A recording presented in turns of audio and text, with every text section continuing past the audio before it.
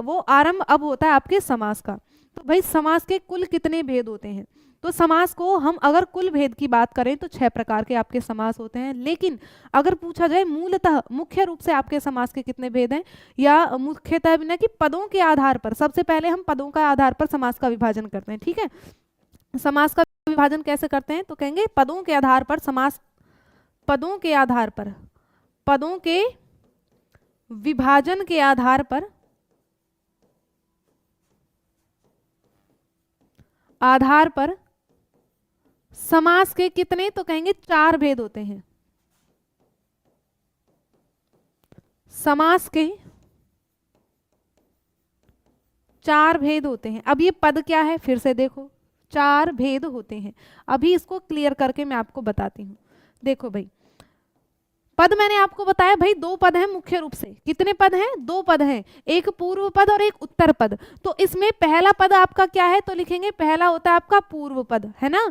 पूर्व पद कह दो या प्रथम पद कह दो, एक होता है पूर्व पद, एक आपका क्या होता है? तो कहेंगे उत्तर पद। क्या होता है? उत्तर पद। ठीक है, फिर तीसरे नंबर पर क्या हो जाएगा? तो तीसरे नंबर पर वो समास जिसमें दोनों ही पद प्रधान हो, कि पूर्व पद भी और उत्तर पद भी, तो दोनों की ही प्रधानता हो, वो आपका उभय पद कहेंगे। उसको क्या कहेंगे? तो कहेंगे उभय पद प्रधान, उभय पद प्रधान आपका। ठीक है, और चौथा आपका क्या बनता है? तो जिसमें न तो पूर्व पद प्रधान हो न उत्तर पद प्रधान हो, तो चौथा क्या बनता है? तो कहेंगे अन्य पद प्रधान। क्या कहेंगे? तो कहेंगे अन्य पद प्रधान, अन्य पद प्रधान। तो पदों की प्रधानता के आधार पर हमने समास को कितने प्रकार से बांटा गुड्डा? तो हमने अपना 4 प्रकार से इनको विभक्त किया। ठीक है, चलिएगा। अब ये है कौन कौन से? अगर पूर्व पद की प्रधानता के आधार पर देखें तो आपका आता है अव्ययी भाव समास। क्या आता है? तो जिसमें पूर्व पद प्रधान होता है उसको कहते हैं अव्ययी भाव। क्या है? तो कहेंगे अव्ययी भाव समास में आपका पूर्व पद प्रधान होता है। और फिर करते हैं उत्तर पद प्रधान। तो उत्तर पद प्रधान में आपका क्या आता है? तो सबसे पहले लिखेंगे तत्पुरुष। क्या? तत्पुरुष समास आपका उत्तर पद प्रधान है, यानी कि जिसमें दूसरे पद के आधार पर हम अपने समास की पहचान करते हैं। ठीक है, अब फिर इसमें तत्पुरुष के अंतर्गत ही आपका जो कर्मधारय है उसमें भी उत्तर पद प्रधान होता है, और उसके बाद आपका जो द्विगु है तो द्विगु में भी आपका उत्तर पद प्रधान होता है। ठीक है, कर्मधारय और द्विगु इन 3 समासों का आपका उत्तर पद प्रधान होता है। और फिर आ जाते हैं उभय पद प्रधान में, तो जिसमें दोनों ही पद प्रधान हैं तो वो क्या है? तो कहेंगे द्वंद्व समास। क्या कहेंगे?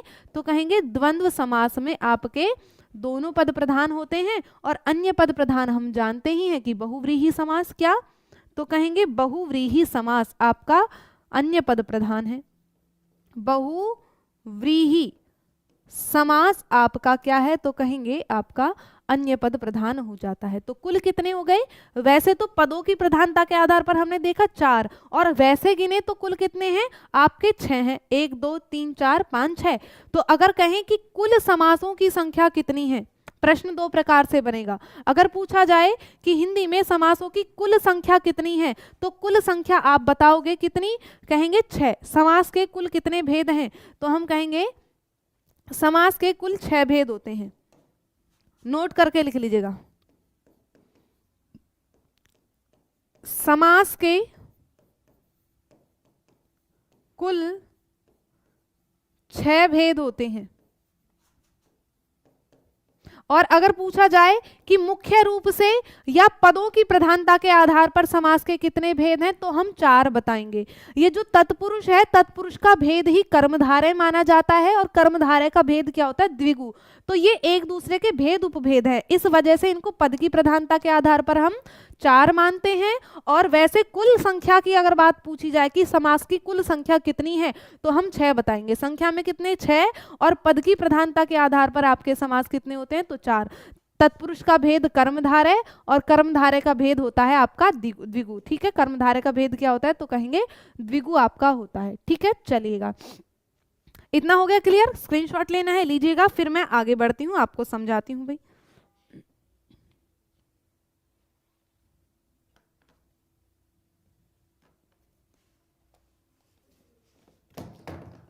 आपका पहला समास, क्या है इसका नाम? तो कहेंगे अव्ययी भाव समास। अव्ययी भाव समास। अब अव्ययी भाव समास क्या कहता है, इसकी परिभाषा लिखेंगे। भाई अव्यय से ही आपको समझ में आ रहा है, भाई अव्यय किसको कहते हैं? पढ़े ना भी लास्ट क्लास में हमने कि अव्यय जो जिन पर किसी लिंग वचन विभक्ति पुरुष का कोई प्रभाव ही नहीं पड़ता, वो क्या कहलाता है? अव्यय कहलाता है। तो सबसे पहली बात तो पूर्व पद प्रधानता, इसकी पहचान क्या है? तो कहेंगे पूर्व पद प्रधान। कैसा है? तो कहेंगे पूर्व पद प्रधान समास है ये। कई बार आता है कि कौन से समास की विशेषता है पूर्व पद प्रधानता, तो कहेंगे अव्ययी भाव समास जो है इसकी विशेषता है पूर्व पद की प्रधानता। ठीक है, अब इसमें आप इसकी परिभाषा लिखेंगे तो लिखेंगे जिस समास में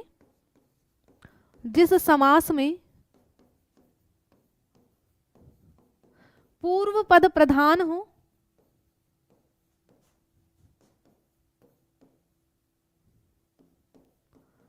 तथा पूर्व पद ही अव्यय हो। पूर्व पद यानी कि पहला पद ही क्या हो? पूर्व पद अव्यय हो। अब ये प्रधान का मतलब क्या है?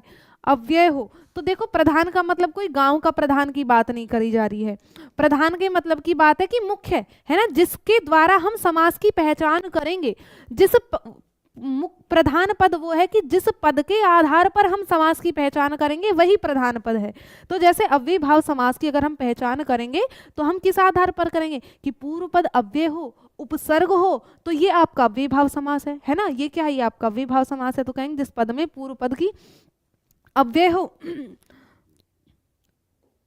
तो उसे अव्ययी भाव समास कहते हैं। अव्ययी भाव समास कहते हैं। अब इसके कुछ मैं लक्षण आपको बताती हूँ जो जो आप देखेंगे और पहचान जाएंगे। ठीक है, कुछ कुछ इसके एक एक लक्षण मैं लिखवा रही हूँ और उनको देखते ही आप पहचान जाओगे। जैसे पहले तो फॉर एग्जाम्पल देखो, हमने कहा यथाशक्ति। यथाशक्ति, ठीक है, पूर्व पद यथा कैसा है आपका? अव्यय है। और शक्ति कैसा है? संज्ञा है। हमने लिखा प्रतिदिन। प्रति क्या है? उपसर्ग है। प्रतिदिन ये क्या है? उपसर्ग है। ये कैसे हैं? तो कहेंगे अव्ययी भाव समास है।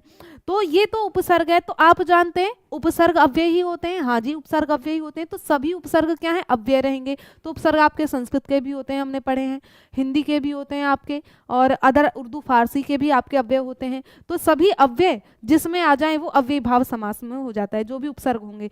तो इसमें पॉइंट लिखेंगे कि सभी उपसर्ग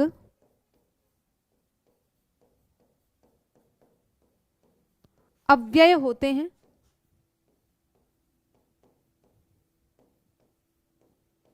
अतः उपसर्ग से निर्मित शब्द, अतः उपसर्गों से निर्मित शब्द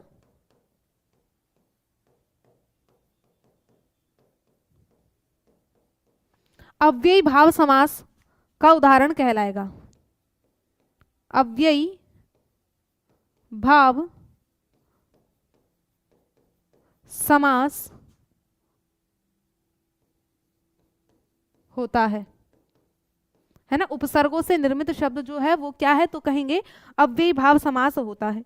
चलेगा, नेक्स्ट इसका स्क्रीन से अपना कंटिन्यू करेंगे। ठीक है, तो दूसरा गुड्डा